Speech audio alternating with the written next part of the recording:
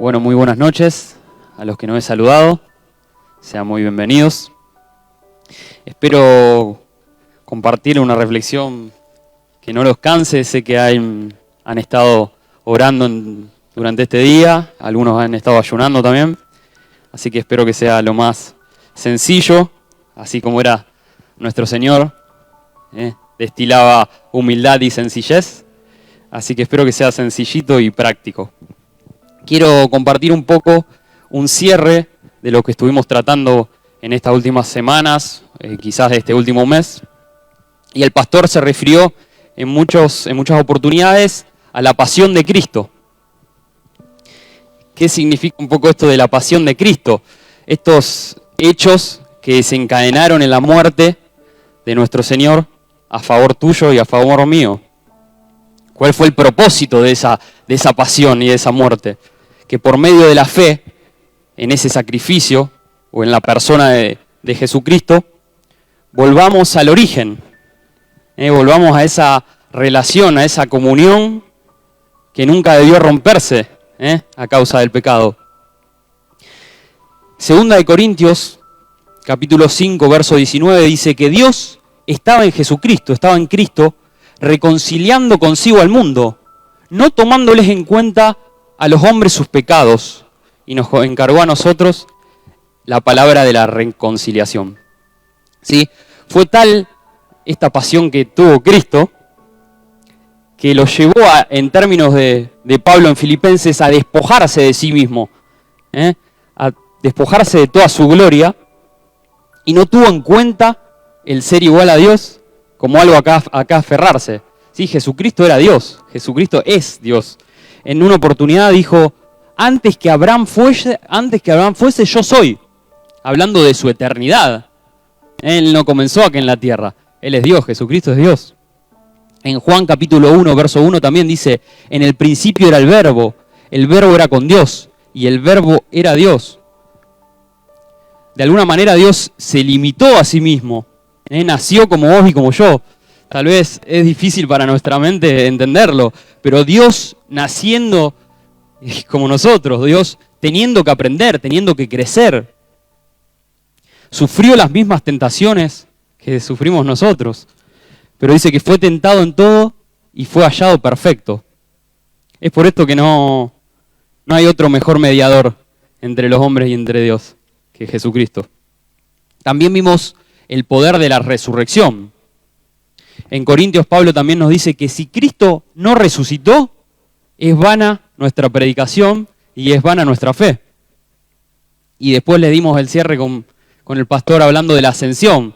Hablamos de que hubo otras resucitaciones, así como Lázaro, pero que Cristo hoy está sentado a la derecha del trono de la majestad de Dios. Él vive y Él reina. ¿Sí? Ahora, esta historia no termina acá, sino que Jesucristo viene. Así que hoy un poco quiero reflexionar acerca de la certeza de esa segunda venida y de nuestra actitud frente a ello. ¿Qué actitud tomaremos nosotros frente a la venida y frente a todos estos hechos que estamos relatando? Él prometió que iba a venir y iba a buscar a su iglesia. En Juan 14, versículos 1 y 2 dice, no se turbe vuestro corazón. Creéis en Dios, creed también en mí. En la casa de mi Padre muchas moradas hay. Si así no fuera, yo os hubiera dicho. Me gustaría que reflexionemos en Mateo 24. No sé si lo tenemos por ahí, si tienen sus Biblias y me pueden acompañar. Vamos a leer cerca del final. En todo este capítulo Jesús está en el monte de los Olivos con sus discípulos hablando del final de los tiempos. Verso 35 nos dice, cielo y tierra pasarán, pero mis palabras no pasarán. Del día y la hora nadie sabe, ni aun los ángeles de los cielos, sino solo mi Padre. Mas como en los días de Noé, así será la venida del Hijo del Hombre. Acá tenemos Jesús declarando su venida, la certeza de que Él va a venir. Porque como en los días antes del diluvio, estaban comiendo, bebiendo, casándose, dando en casamiento, hasta el día en que no entró en el arca, no entendieron hasta que vino el diluvio y se los llevó a todos. Así será también la venida del Hijo del Hombre. ¿Sí? Acá está otra vez reafirmando de que Él va a venir a buscar a su iglesia. En el verso 42 nos dice, velad pues, porque no sabéis a qué hora ha de venir vuestro Señor. Por supuesto que no sabemos ni el día ni la hora, como lo dice el Señor, pero sabemos que Él va a venir. Lo interesante de este verso, como diría nuestro amigo el pastor Caramuti, acá nos dice velad, no nos da una sugerencia. Habla un poco en imperativo el Señor y nos está exhortando a velad. ¿Qué significa velad? Significa que estemos despiertos, que estemos vigilantes, que estemos preparados para la venida. Y no en una actitud pasiva, sino en una actitud activa, en una actitud de servicio, en una actitud de obediencia al Señor. Y esto es lo que me quiero enfocar un poco, en qué actitud nosotros vamos a tomar frente a todo lo que venimos relatando y frente a la venida de Cristo. Y para eso el Señor va a seguir hablando y nos va a dar ciertas parábolas, ¿sí? Él se refería mucho acerca de parábolas, hablaba de lo cotidiano, del día a día. Es terrible como el Señor se pone a nuestra altura y nos habla para que nosotros podamos entenderlo. La primera parábola está en los versos del 45 al 51 y es de los mayordomos. Vamos a leer algunos versos. Verso 45 dice, ¿quién es, pues, el siervo fiel y prudente al cual puso su señor sobre su casa para que les dé el alimento a tiempo? Bienaventurado aquel siervo al cual su señor venga, le halle haciendo así. De cierto os digo que sobre todos sus bienes le pondrá. Pero si aquel siervo malo dijere en su corazón, mi señor tarda en venir, y comenzare a golpear a sus consiervos, y aún a comer, a beber con los borrachos, vendrá el señor de aquel siervo en día que éste no espera, y a la hora que no sabe, y lo castigará duramente, pondrá su parte con los hipócritas, allí será el lloro y el crujir de dientes. Acá está hablando de dos actitudes de dos mayordomos. Y lo interesante es que nos preguntemos qué actitud nosotros vamos a tomar. ¿Seremos como este siervo fiel y prudente que hizo su tarea? ¿Qué tarea se nos ocurre a nosotros que el Señor nos encomienda? Cuando Él, antes de ascender a los cielos, nos dio una tarea clave, que es predicar el Evangelio, discipular, bautizar en el nombre suyo, del Hijo de Dios y del Espíritu Santo. ¿Estaremos cumpliendo esa tarea, hermanos? ¿Estaremos cumpliendo lo que el Señor nos mandó? La segunda parábola que el Señor nos enseña está en el capítulo 25 y nos habla de 10 vírgenes. Voy a leer los primeros 2 versículos. Dice, entonces el reino de los cielos será semejante a 10 vírgenes que tomando sus lámparas salieron a recibir al esposo. 5 de ellas eran prudentes y 5 insensatas. Cuando habla esto de insensatas y de prudentes, hay una comparativa interesante que también está retractada en Mateo. Si se acuerdan, el Señor en capítulo 5 al capítulo 7 nos habla del Sermón del Monte. En esto de Mateo lo estamos viendo en la escuela bíblica, que se nos plantea a Jesús como el rey. Entonces en el Sermón del Monte nos va a hablar de alguna manera de las leyes de su reino.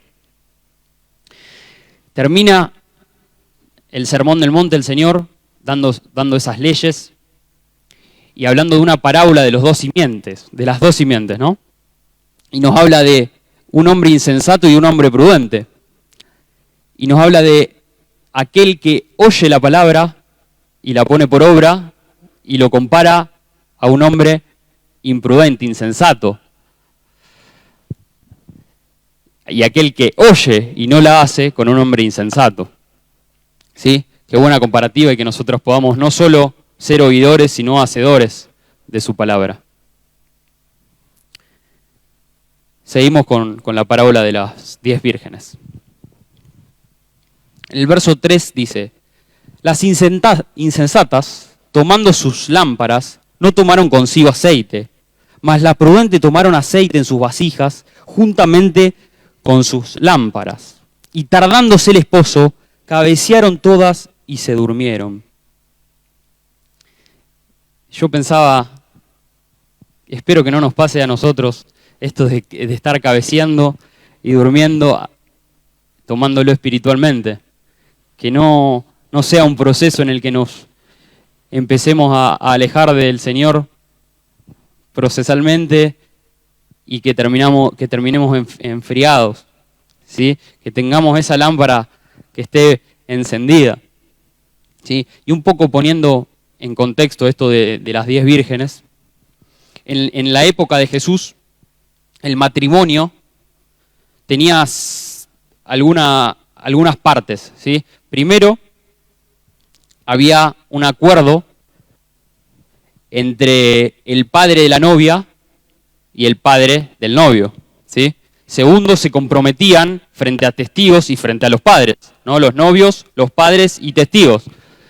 Y luego de ese compromiso que tenían los novios, pasaba una espera bastante importante y el novio tenía que ir juntos acompañantes, junto a esos testigos, esos amigos, tenía que ir a la casa de la novia, a buscar a la novia,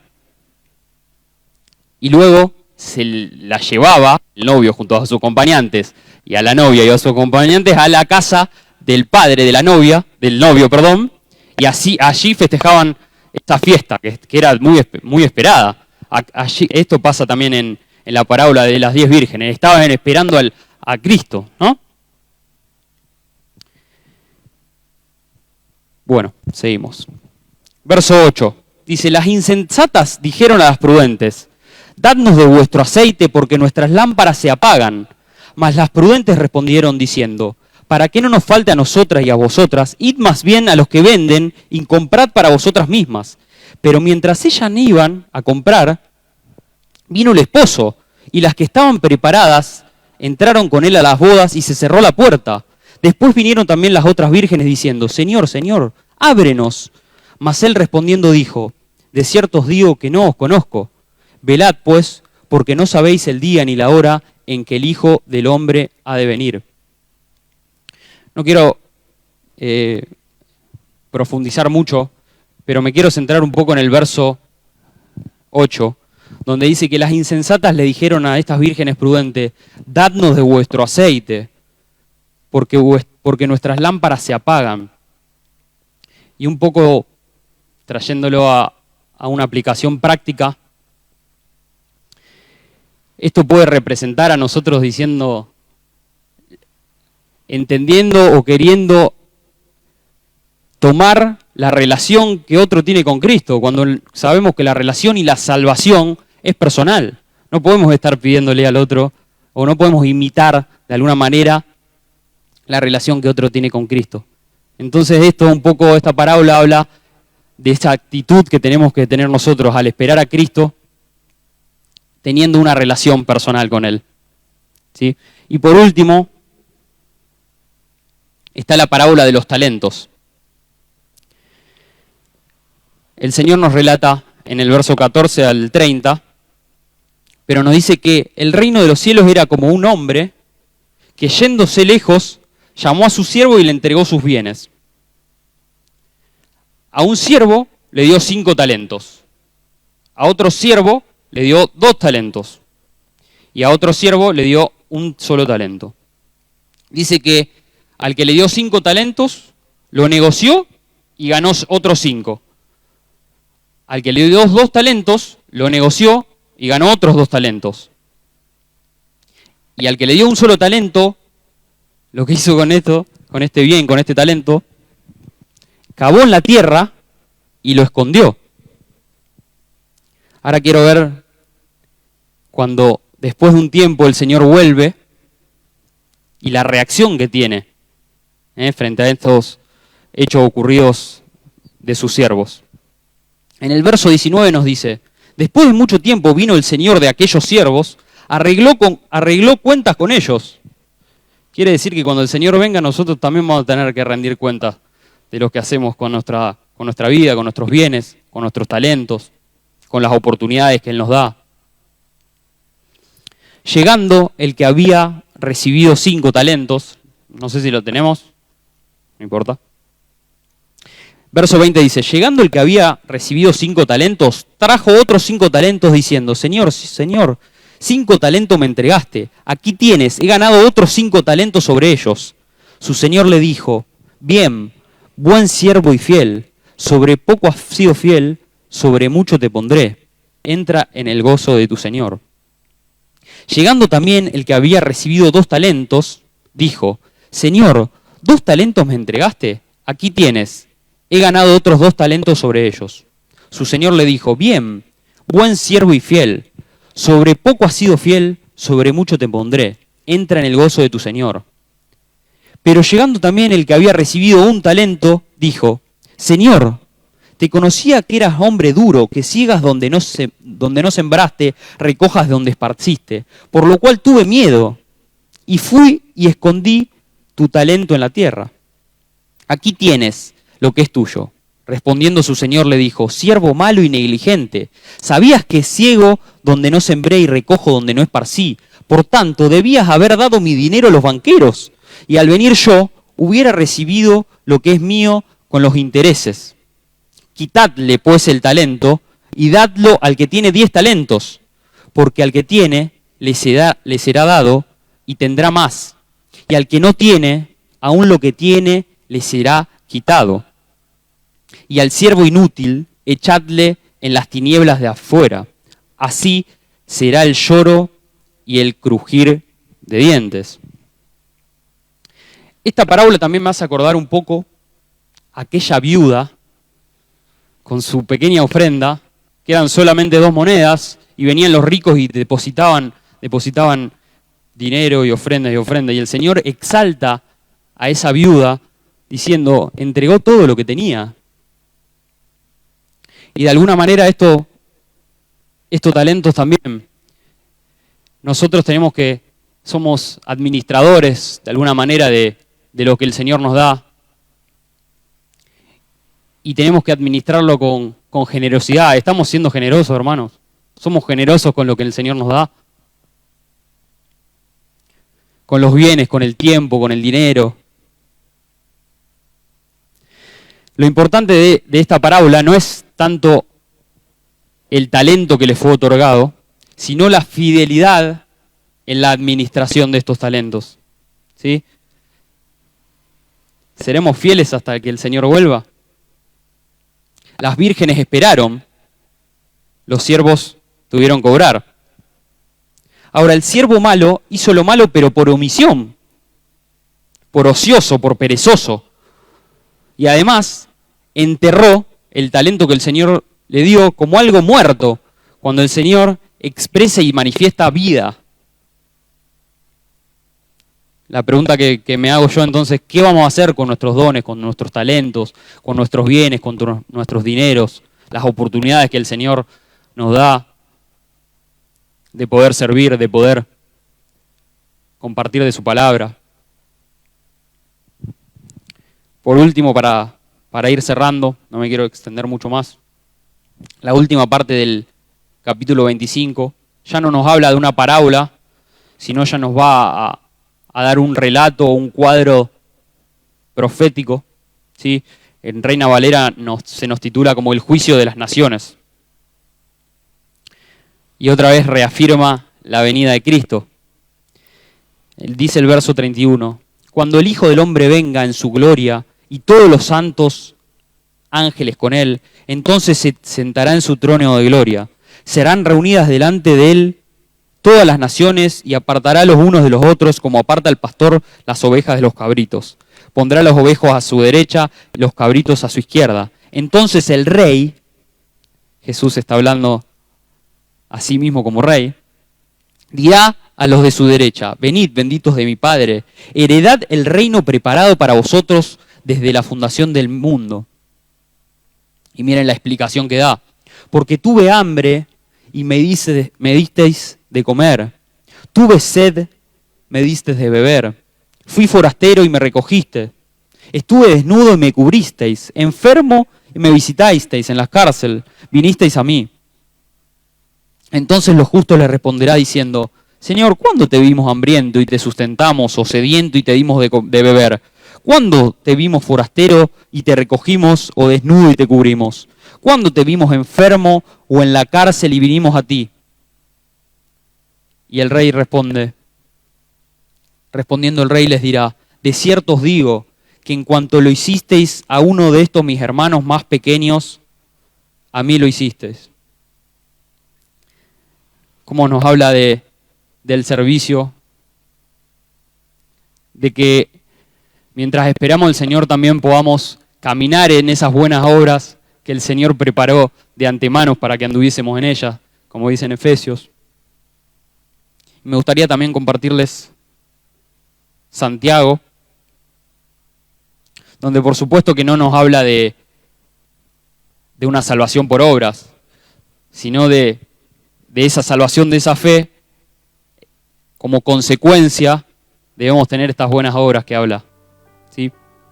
Santiago capítulo 2, verso 14 nos dice: hermanos míos, ¿de qué le sirve a uno alegar que tiene fe si no tiene obras? ¿Acaso podrá salvarlo esa fe?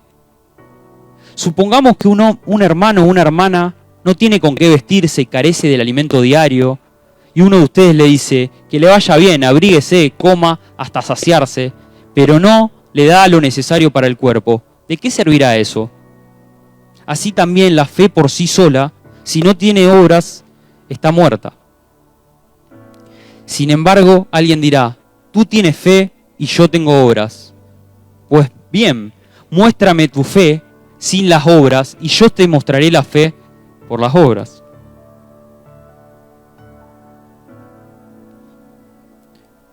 En el verso 26 dice: porque como el cuerpo sin espíritu está muerto, así la fe sin obras está muerta. Un poco concluyendo lo que quería traer en esta noche, es primero darle un cierre a la pasión de Cristo, a esa resurrección, a esa ascensión, y dando la certeza de que el Señor viene.